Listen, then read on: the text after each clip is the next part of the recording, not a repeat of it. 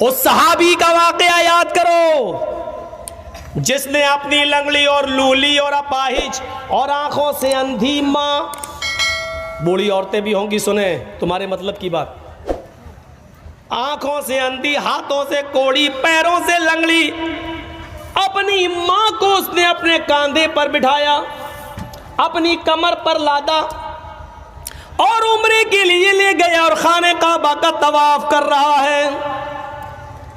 اس زمانے میں wheel chair نہیں تھی، بٹھال دیا اور طواف کر لیا، اپنے کاندھوں پر اٹھایا، پیٹھ پر لادا اور طواف کرایا۔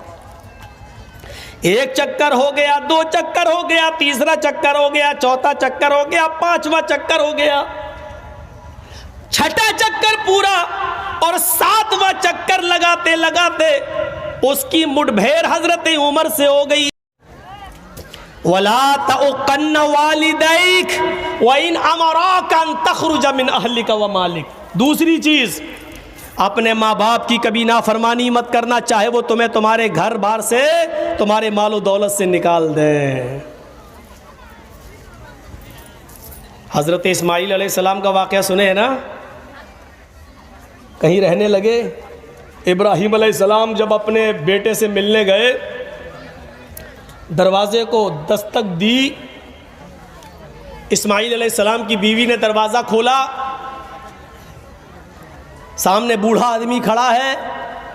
اسماعیل کی بیوی نہیں جانتی تھی کہ یہ میرے سسر ہیں، دیکھا نہیں تھا۔ اس بستی میں اسماعیل علیہ السلام نے ایک شادی کر لی تھی۔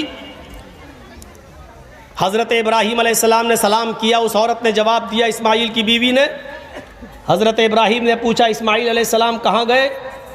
کہنے لگی وہ تو جنگل میں شکار کھیلنے کے لیے گئے ہیں۔ کہا اچھا یہ بتاؤ کہ تمہارے گھر کا گزر بسر کیسا چل رہا ہے؟ تو کہنے لگی بہت برا ہے، بہت برا، ہاں صبح کھا لو تو شام کو نہیں ملتا، شام کو کھا لو تو صبح بھوکے رہتے، بہت برا حال ہے۔ ابراہیم علیہ السلام سمجھ گئے کہ میرے بیٹے نے بیوی کا انتخاب کرنے میں غلطی کی۔ تو کیا کہا بہو، کیا کہا اسماعیل کی بیوی؟ کہا جی جب اسماعیل علیہ السلام گھر پہ آ جائیں تو ان سے صرف اتنا کہہ دینا، ایک بوڑھا آدمی آیا تھا، اس نے آپ کو سلام کہا ہے اور یہ کہا ہے کہ گھر کی چوکھٹ بدل دو، چوکھٹ ٹھیک نہیں ہے۔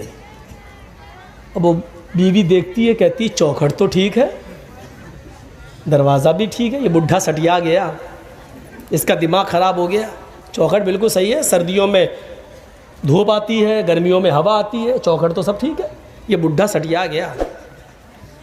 اسماعیل علیہ السلام جب گھر میں آئے تو بیوی نے پورا واقعہ سنایا تھا کہ ایک بڈھا آیا تھا۔ کہا اچھا کیا ہوا؟ کہا اس نے آپ کو سلام کہا۔ اچھا اور کیا کہا؟ سمجھ گئے کہ میرے باپ تھے۔ کہا اور کیا کہا؟ انہوں نے مجھ سے پوچھا کہ گھر کی کا حال کیسا چل رہا ہے؟ تو میں نے کہا بہت برا، صبح کھا لو تو شام کو نہیں ملتا، شام کو کھا لو تو صبح نہیں ملتا۔ تو انہوں نے کہا کہ اچھا ٹھیک ہے، تمہارے شوہر آ جائیں تو ان سے کہہ دینا ایک بڈھے نے سلام کہا ہے اور یہ کہا کہ گھر کی چوکھٹ ٹھیک نہیں ہے، چوکھٹ بدل لو۔ کہا کیا کہا؟ کہا گھر کی چوکھٹ بدل دو، سٹیا گیا تھا بڈھا۔ اسماعیل نے کہا بڈھا نہیں سٹیایا، تم سٹیا گئی ہو۔ کہا کیا ہوا؟ کہا میرے باپ نے چوکھٹ بدلنے کا حکم دیا، جانتی ہو چوکھٹ سے کیا مراد ہے؟ میری بیوی وہ میرے باپ تھے اور چوکھٹ تم ہو۔ تم نے کہا کہ بہت برا حال چل رہا ہے، یعنی تم نے یہ نہیں کہا اللہ نے مجھے جس حال میں رکھا ہے ہر حال میں اللہ کا شکر۔ میرے باپ نے کہا چوکھٹ بدل دو، یہ چوکھٹ ٹھیک نہیں ہے، یعنی میرے باپ نے تمہیں طلاق دینے کا حکم دیا ہے۔ اے میری بیوی، میں اپنے باپ کی نافرمانی نہیں کر سکتا ہوں اور ابھی میں تمہیں طلاق دیتا ہوں۔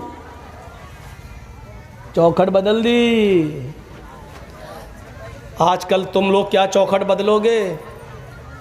تمہارے گھر میں جو نئی نویلی بیوی آتی ہے وہ خود ہی تمہاری چوکھٹ ختم کروا دیتی ہے، اماں کو چھوڑ، باپ کو چھوڑ، ادھر رہے میرے ساتھ۔ ساس سسر سے ایک دم بدلہ لے لیتی ہے، میرا باپ ہے، تیرا باپ میرا باپ نہیں ہے۔ گھر کے حالات چوکھٹ بدلو گے؟ اتنی ہمت نہیں ہے ہمارے اندر. آج عورتیں بیچاری تھوڑے سا غصہ ہوں گی. میں تھوڑا نارمل رکھ کے چلوں گا تاکہ یہ بیلنس بنا کے. نہ تو ایک بار بہت غلط ہو گیا تھا ہمارے ساتھ.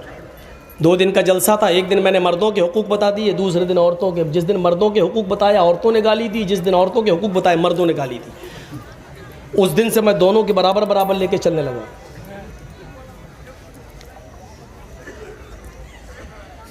تو یہ ہوتا ہے. طلاق دے دی. اسماعیل علیہ السلام نے جب دوسری شادی کی, ایک بار پھر گئے ابراہیم علیہ السلام, دروازہ کھٹکھٹایا. دوسری والی بہو جو نئی آئی تھی گھر سے نکلی. جی کون؟ کہا اسماعیل کہاں ہے؟ کہا وہ تو شکار کھیلنے گئے ہیں. اچھا یہ بتاؤ گھر میں تمہارے گزر بسر کیسا چل رہا؟ الحمدللہ, اللہ کا شکر ہے, اللہ نے جس حال میں رکھا ہے. دیکھو اسماعیل گھر پہ آ جائیں تو کہہ دینا ایک بوڑھا آدمی آیا تھا, اس نے تمہیں سلام کہا ہے اور کہا ہے کہ تمہاری چوکھٹ بالکل ٹھیک ہے, اس کو برقرار رکھنا, اس چوکھٹ کو مت بدلنا. وہ بھی کہتی کتنا بڑا بڈھا سٹیا گیا, ارے بدلنے کون جا رہا چوکھٹ جو کہہ رہا کہ برقرار رکھنا. اسماعیل علیہ السلام آئے تو پوری بات بتائی تو کہا وہ میرے باپ تھے, اور چوکھٹ کو برقرار رکھنے کا مطلب یہ ہے کہ انہوں نے کہا کہ یہ بیوی تمہاری ٹھیک ہے جو اللہ کی شکر گزار ہے. اچھا ایک بات سنو, پورے واقعے کو سننے کے بعد کیا مطلب نکالا آپ نے؟ میں نے ایک مطلب نکالا ہے. میرا ایک مطلب یہ نکالا ہے, اتنی سی بات پر بس گھر کا گزر بسر کیسا چل رہا ہے؟ بہت برا. صبح کھا لو تو شام کو نہیں ملتا, شام کو کھا لو تو صبح نہیں. اتنی سی بات پر ابراہیم علیہ السلام نے کہا یہ اللہ کی نافرمان اور اللہ کی ناشکر گزار عورت ہے, چوکھٹ بدل دو.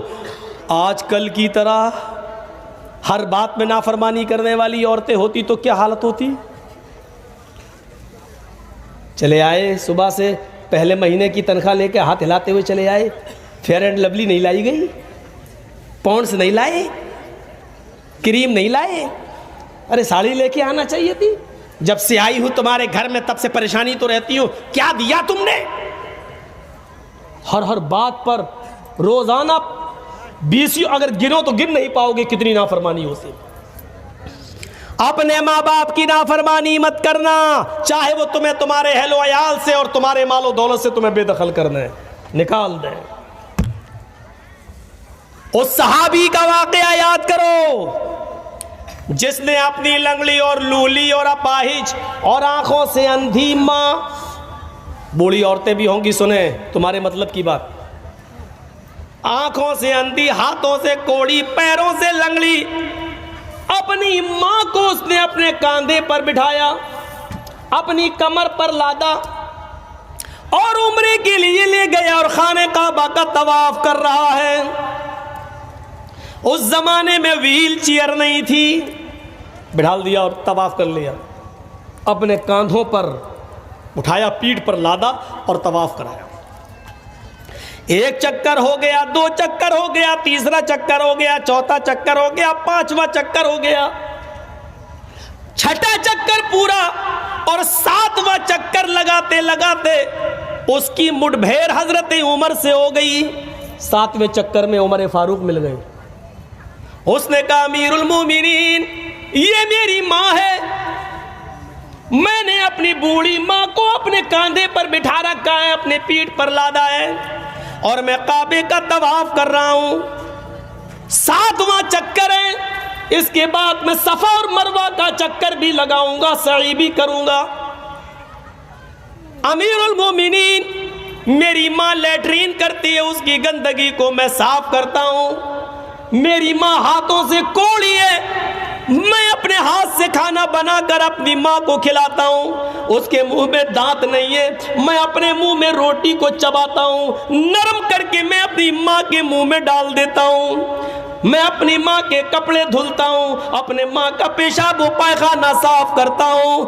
امیر المومنین کیا ابھی بھی میں نے اپنی ماں کا حق ادا نہیں کیا؟ کیا اب بھی مجھ سے باز پرس ہوگی؟ کیا ابھی بھی میں نے اپنی ماں کا حق ادا نہیں کیا؟ حضرت عمر فرماتے ہیں آئے میرے دوست میں کیسے بتاؤں؟ اس نے کہا امیر المومنین سچ بتائیے, کیا ابھی بھی میں نے اپنی ماں کا حق ادا نہیں کیا؟ حضرت عمر کہتے ہیں نہیں.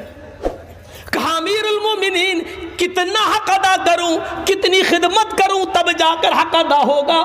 تو حضرت عمر کہتے ہیں مجھے یہ نہیں معلوم کہ کتنی خدمت کرو تب حق ادا ہوگا، لیکن تیرے سوال کا جواب اتنا میں ضرور دے دیتا ہوں کہ تو نے طواف کرایا، تو نے اپنی پیٹھ پر لادا، تو نے صفا اور مروہ کے چکر لگائے، کھانا تو کھلاتا ہے، پکاتا تو ہے، کپڑے تو صاف کرتا ہے، پیشاب و پائخانہ تو صاف کرتا ہے، ان سب کے کرنے کے باوجود تو پوچھتا ہے کہ میں نے اپنی ماں کا حق ادا کیا یا نہیں؟ تو سن، ابھی تو نے اپنی ماں کی اس آہ کا بھی حق ادا نہیں کیا۔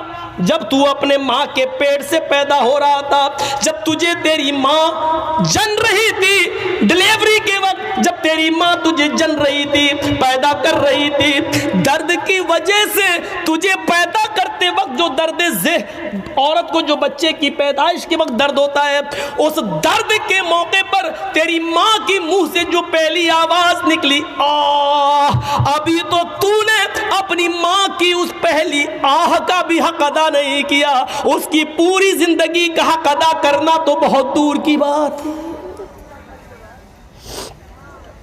اس واقعے سے اندازہ لگا سکتی ہے آج کی نوجوان نسل اپنی ماں کی وہ کتنی خدمت کر رہی ہے، اور تم اپنی ماں کو اس وقت چھوڑ دیتے ہو اپنی بیوی کے کہنے پر جب اس وقت اس کو تمہاری سب سے زیادہ سخت ضرورت ہوتی ہے۔ تصور کریں آپ، ایک صحابی اللہ کے نبی کے پاس آتے ہیں، کہتے ہیں اللہ کے نبی ہجرت کے لیے لوگ جا رہے ہیں اور جہاد کے لیے بھی لوگ نکلنا چاہتے ہیں، میں بھی جہاد کے لیے نکلنا چاہتا ہوں، اے اللہ کے نبی کیا مجھے جہاد کے لیے جانے کی اجازت ہے؟ اللہ کے رسول پوچھتے احی والداک، کیا تمہاری ماں اور باپ زندہ ہیں یا ان دونوں میں سے کوئی ایک زندہ ہے؟ اس نے کہا ہاں۔ آپ نے فرمایا تب تم جہاد کے لیے نہیں جا سکتے، جہاد سب سے بڑا اسلامی رکن، جہاد اسلام کا ایک شعار، جہاد اسلام کا ایک اہم فریضہ، جہاد اسلام کا ایک بڑا رکن میرے بھائیوں، لیکن اتنا بڑا رکن کہ اللہ کے نبی نے فرمایا کہ جو میدان جنگ میں قتل کر دیا جائے، کافر کے ہاتھ مارا جائے، اس کے خون کا پہلا قطرہ گرتے ہی اللہ اس کے سارے گناہ معاف کر دیتا ہے، اور شہید کو جب قیامت کے دن میدان محشر میں اٹھایا جائے گا، اس کے جسم سے خون ٹپک رہا ہوگا، اللہ دیکھ کر کہے گا آئے فرشتوں میں اپنے بندے کا کیا حساب و کتاب لوں، یہ تو میری راہ میں اپنی زندگی لٹا کر چلا آیا، جاؤ میں نے اس کو بغیر حساب و کتاب کے جنت میں داخل کر دیا۔ یہ اتنا بڑا مقام رکھنے والا یہ جہاد کا حق، لیکن اللہ کے نبی پوچھ رہے ہیں کہ تمہارے ماں باپ زندہ ہیں؟ اس نے کہا ہاں۔ آپ نے فرمایا تب نہیں جا سکتے، پہلے اپنے ماں اور باپ کی خدمت کرو یا ان سے اجازت لو پھر تم جا سکتے۔ غور کریے ماں باپ کا مقام و مرتبہ۔ ایک دور تھا برامکہ کے اولو العزم نوجوان پورے بغداد پر چھائے ہوئے تھے، ذرا اس واقعے کو سنیے آپ کے رونگٹے کھڑے ہو جائیں گے۔ برامکہ کے اولو العزم پورے بغداد پر مسلط تھے، ان کی قوت و طاقت نے لوہا منوا لیا تھا، ان کی حکومت کے چرچے چار دانگ عالم میں پھیلے ہوئے تھے، لوگ ان کی طاقت کے چرچے کرتے تھے۔ اچانک برامکہ کے ان اولو العزم لوگوں کے اوپر خلیفہ ہارون رشید کا عتاب نازل ہوتا ہے، خلیفہ ہارون رشید کا عتاب نازل ہوتا ہے، اور برامکہ کے یہ نوجوان گرفتار کر لیے جاتے ہیں اور جیل کے اندر ڈال دیے جاتے ہیں۔ برامکہ کے جن نوجوانوں کو گرفتار کیا گیا، ان نوجوانوں میں فضل ابن یحییٰ اور یحییٰ برمکی، فضل ابن یحییٰ یعنی فضل اور ان کے باپ یحییٰ، یہ دونوں بھی گرفتار کر لیے گئے۔ فضل اور ان کے باپ یحییٰ یہ دونوں گرفتار کر لیے گئے اور یہ دونوں میرے بھائیوں جیل کے اندر ڈال دیے گئے۔ فضل کو اپنی گرفتاری کا کوئی وہ نہیں تھا، ملال میں ہو گیا، لیکن میرے بوڑھے ماں باپ کو بھی ڈال دیا گیا جیل کے اندر۔ یحییٰ بہت پکے نمازی تھے، تہجد گزار تھے، نیک تھے۔ فضل ابن یحییٰ نے اپنے باپ کی حالت دیکھی، یا اللہ जेल के अंदर तो गर्म पानी का इंतज़ाम नहीं है, और ठंड की इन रातों में सुबह मेरे बाप उठेंगे तो उनको ठंडे पानी से वज़ू बनाना पड़ेगा। तो जानते हो फजल इब्न यहया ने क्या किया? रात में एक तांबे की लोटी के अंदर, उस ज़माने में तांबे का लोटा दे दिया गया सबको, एक तांबे का लोटा लिया और तांबे के लोटे में अपने पीने के लिए पानी भर लेते थे कि जब पीऊँ, प्यास लगेगी तो पीऊँगा।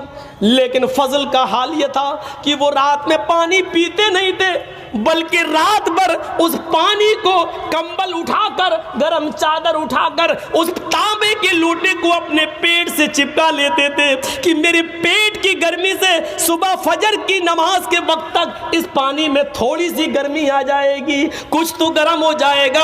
और इस गर्म पानी को वो फजर की नमाज के वक्त अपने बाप को दे दिया करते थे, अय अब्बू जान इससे वुजू बनाइए।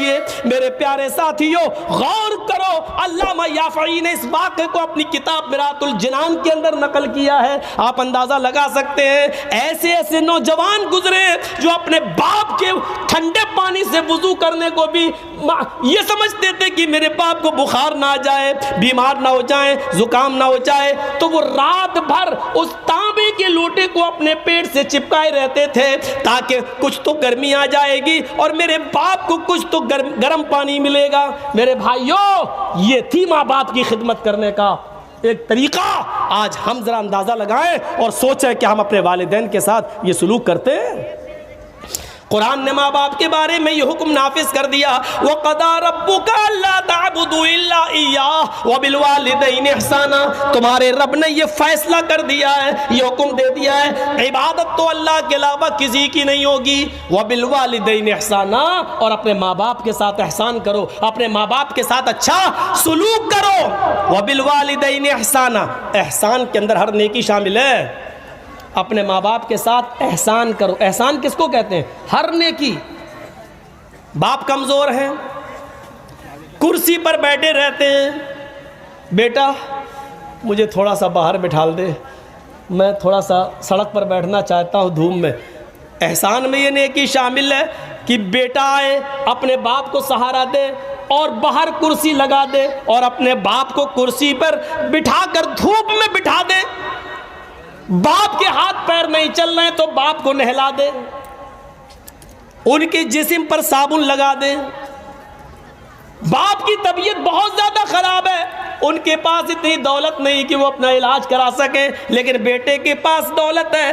बेटे एहसान में ये नेकी भी शामिल है कि बेटा अपने पास से अपने बाप का मुकम्मल इलाज करा दे।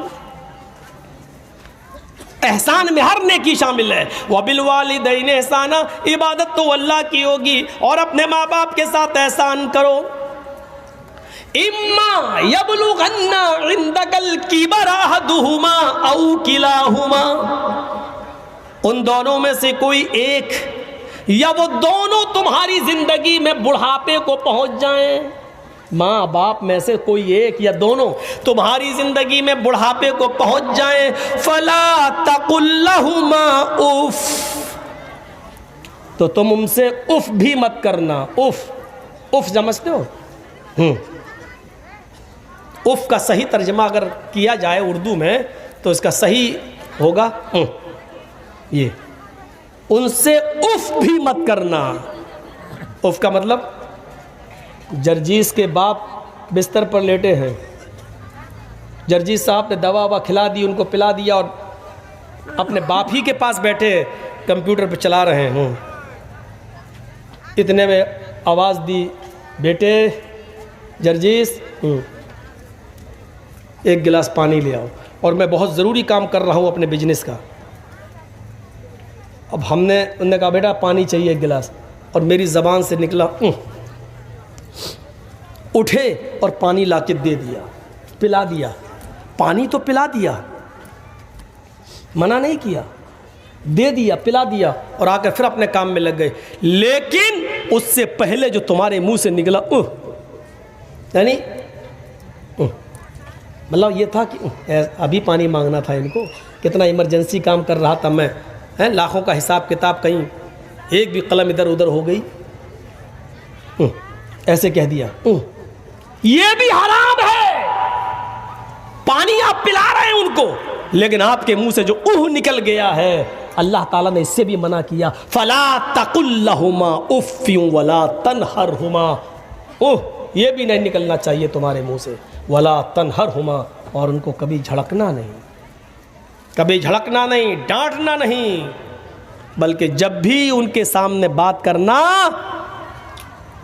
تو اپنے بازو نیچے کر کے اور سر جھکا کر بات کرنا، وَقُلْ لَهُمَا قَوْلًا كَرِيمًا، اچھی بات کرنا،